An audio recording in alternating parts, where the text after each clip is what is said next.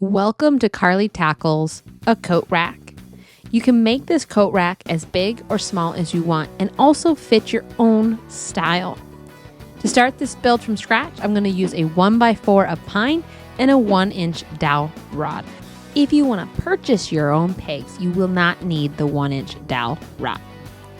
Now to start, before I measure, I want to take the 1x4 over to my miter saw and give it a cut, just a little thin piece off the edge, just to make sure it's 90 degrees. Typically when you buy things from a store, the factory ends are not 90, so it's best to give it a little trim. I'm measuring in 2 inches from my first edge. That's going to be where the first peg goes. And then from there out, 3 to 4 inches. Now this is also something you can do to fit your own style. Once you have all your lines drawn, we're going to go back through with this speed square. We're going to extend the lines a little bit, but we're also going to mark the center of the board. So you're going to have like a little plus sign, and that's where we're going to make the center of our hole for our dowels. So you can kind of see from this shot the spacing that I have going on. Before I get too far ahead of myself, I just want to let you know that you don't have to make it all from scratch. You don't have to purchase a 1-inch dowel. You can buy the wooden pegs on Amazon. Some of them have threads that you would do like a drill and a screw. Some of them just have a little bit tapered ends, so you wouldn't drill a full hole in your material.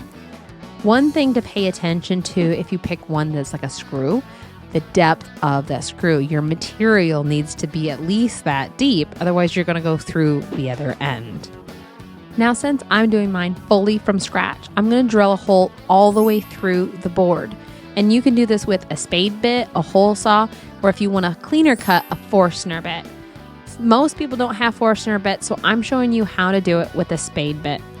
One thing to kind of help yourself out with tear out is not to drill all the way through. And this is also true with hole saws.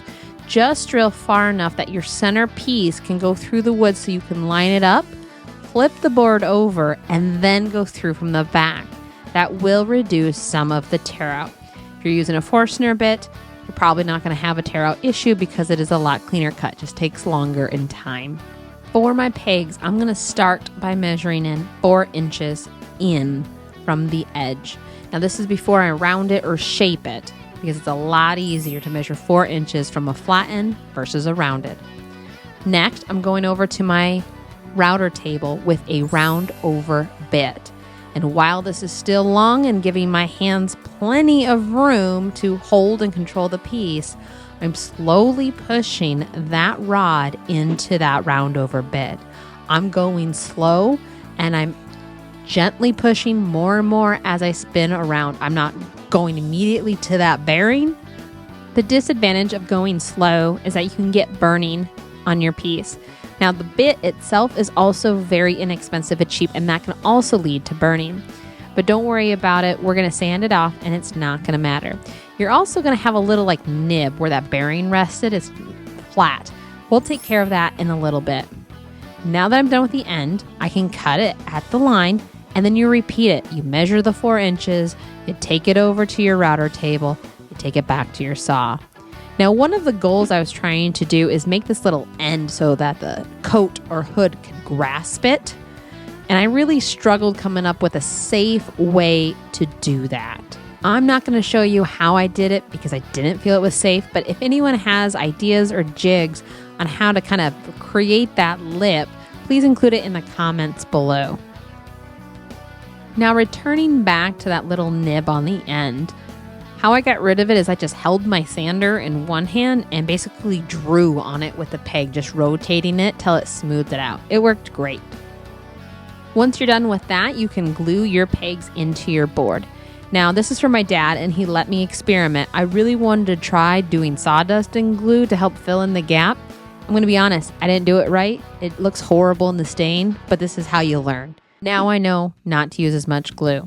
Now for the outside of your base, you can have fun and experiment with different router blades, kind of come up with your own pattern, whatever fits your style. Once the glue has dried, you can finish your coat rack however you like. I'm using Rockler's bench cookies with their little plastic adapters to help raise the material off to help it dry. And your last step is to mount it to your wall. This is long enough that I was able to find the studs and sink in some screws to help hold it in place. My dad fully filled this up with coats and sweatshirts. Well, if you liked this video, please give it a thumbs up. And if you'd like to see more videos similar to this, please check out my channel, Carly Tackles DIY, Tools and Gadgets, Tips and Tricks. And make sure you hit that bell to receive notifications when I release new content.